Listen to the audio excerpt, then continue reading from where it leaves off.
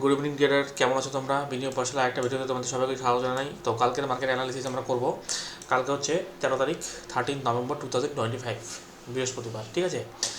তো কালকে মার্কেট কীভাবে মুভ করতে পারে তার একটা আমরা ছোটো প্ল্যানিং করে নিব, ঠিক আছে? তো মার্কেটের অ্যানালিসিস শুরু করার আগে আমি আজকে যে ট্রেডটা আমি নিয়েছিলাম এবং আজকের যে অ্যানালিসিস ভিডিও আমি তোমাদেরকে জন্য কালকে আপলোড করেছিলাম, সেই ভিডিওতে আমি পরিষ্কার বলেছিলাম যদি মার্কেট অনেক বড় গ্যাপ আপ ওপেন হয়, সেই ক্ষেত্রে যদি মার্কেট গ্যাপ আপ ওপেনের নিচের দিকে আসতে শুরু করে তাহলে আমরা কী করবো, ক্লোজিং প্রাইস থেকে, মানে এই ক্লোজিং প্রাইস থেকে ফার্স্ট ক্যান্ডেলটা হাই অবধি আমরা ড্র করবো এবং তার 0.56 আমরা এক্স্যাক্টলি মার্ক করব।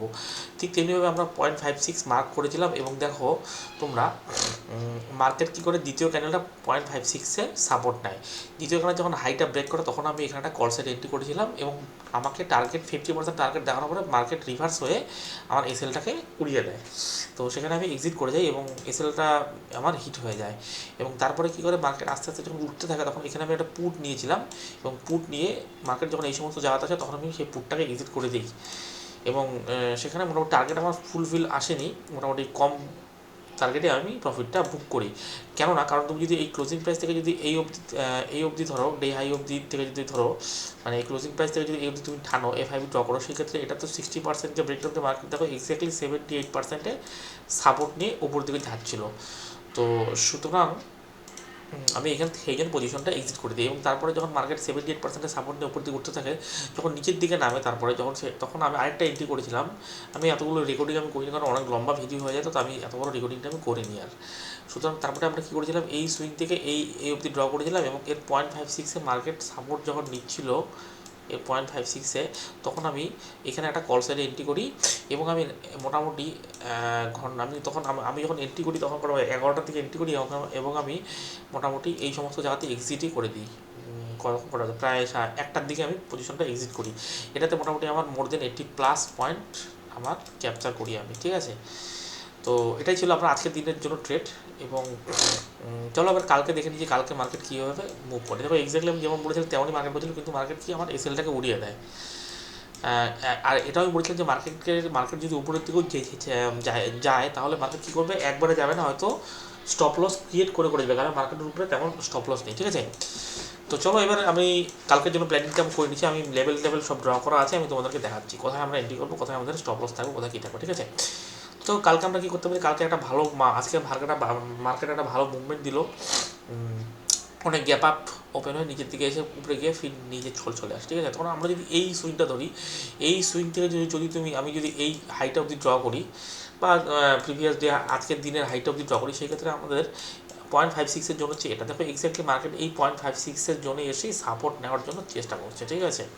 সুতরাং কালকে যদি মার্কেট ফ্ল্যাট ওপেন হয়ে এখান থেকে সাপোর্ট নিয়ে উপর দিকে ভাগতে শুরু করে, সেই ক্ষেত্রে আমরা কী করবো, এই যে এই সুইংটার 0.56-এর ওপরে যদি মার্কেট যায়, সেই ক্ষেত্রে ডিপ মারলে পরে আমরা সেখান থেকে কল নেবো। ওকে, ক্লিয়ার? বোঝাতে পারলাম? এই সুইংয়ের 0.56 জোনটা যদি মার্কেট ফ্ল্যাট ওপেন হয়ে হালকা গ্যাপ আপ ওপেন হয়ে যদি উপর দিকে ভাগতে শুরু করে এবং যদি এই জোনটাকে ব্রেকআউট দিয়ে যদি কোনো ক্যান্ডেল ক্লোজিং দেয় 3 মিনিট বা 5 মিনিটের, তারপরে যখন ডিপ মারার পরে আমরা তার 0.56 থেকে কল নেব। ক্লিয়ার? তারপরে যদি মার্কেট দেখা গেল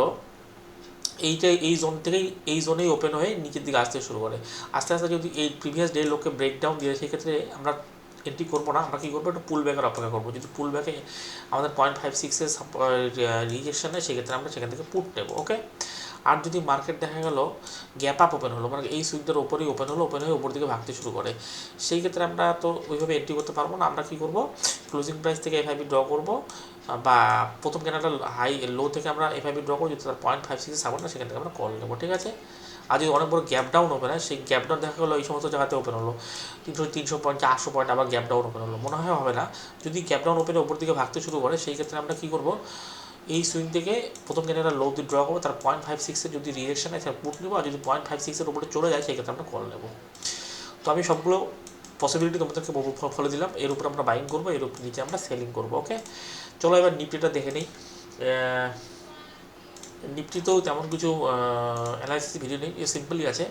নিফটি আমি কী করছি, পুরো দিনে ডে লো থেকে ডে হাই অবধি ড্র করেছি, তার 0.56 এটা এবং 0.5 আগে সাপোর্ট নিচ্ছে।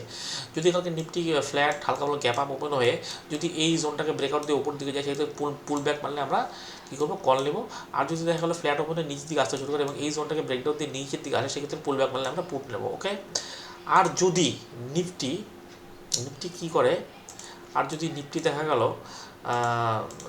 গ্যাপ আপ হয় আমরা এই জোনটার উপরেই ওপেন হলো, ওপেন হয়ে উপর দিকে ভাগতে শুরু করে, সেক্ষেত্রে তো আমরা ওই চলতি গাড়িতে আমরা বসবো না, আমরা ডিপ মারলে পরে তার 0.56 যদি সুইং ক্লিক করে তার এখান থেকে আমরা কল নেবো। ওকে, আর যদি দেখা গেলো এই সুইংটাতেই এই জোনটাতে ওপেন হয়ে নিচের দিকে আসতে শুরু করে, সেই ক্ষেত্রে আমরা এইখান থেকে টাইফাইভ ড্র করতে 0.56 সাপোর্ট নিলে আমরা কল বাই করবো, আর যদি 0.56 নিচে চলে আসে সেক্ষেত্রে পুল ব্যাক মারলে পরে আমরা পুট নেবো। ওকে, আর যদি গ্যাপ ডাউন ওপেন হয়, যদি এই জোনটার নিচেই মার্কেট ওপেন হলো, সেক্ষেত্রে ওপেন হয়ে যদি উপর দিকে উঠতে শুরু করে তাহলে কোনো সুইং আইডেন্টিফাই তার 0.56 থেকে পুট নেবো।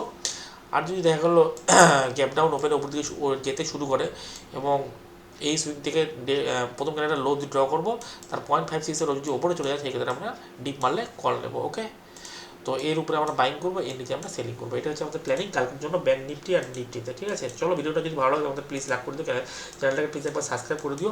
আমার ডেইলি ভিডিও আমার এই চার্টটা আমি আমার টেলিগ্রাম চ্যানেলে পোস্ট করে দিচ্ছি, তোমাদের চাইলে তোমরা সেখান থেকে ডাউনলোড করে নিতে পারো। টেলিগ্রাম চ্যানেলের লিঙ্ক আমার ডেসক্রিপশনে দেওয়া আছে। তো চলো ভিডিওটা এখানেই শেষ করছি, অনেক বড় ভিডিও হয়ে গেলো 6 মিনিটের।